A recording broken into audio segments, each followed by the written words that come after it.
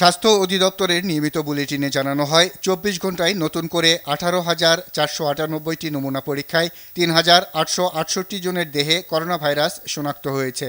এ পর্যন্ত শনাক্ত হয়েছে ১,৩০,৪৭৪ জন। ২৪ ঘন্টায় মৃত্যুবরণ করেছেন ৪০ জন।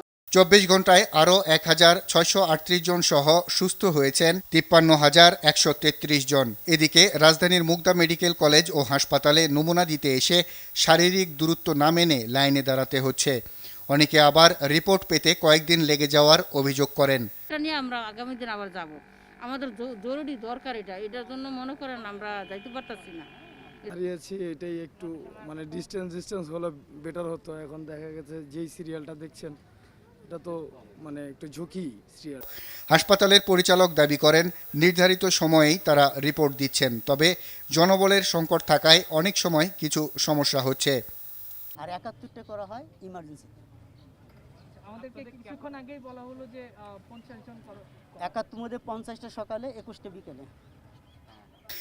নারায়ণগঞ্জের কয়েকটি হাসপাতালে ঘুরে ভর্তি করাতে না পেরে এই রোগীকে মুগদা হাসপাতালে আনা হয়, কিন্তু অ্যাম্বুলেন্সেই অক্সিজেন লাগানো অবস্থায় মুখ দিয়ে রক্ত আসে তার। পরে পরীক্ষা নিরীক্ষা করে জানানো হয় রোগীর আগেই মৃত্যু হয়েছে।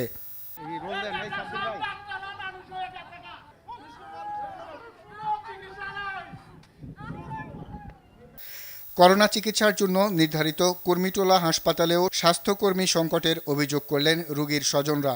নন পজিটিভ করোনা রোগীর জন্য আলাদা ওয়ার্ড দাবি করেন তারা।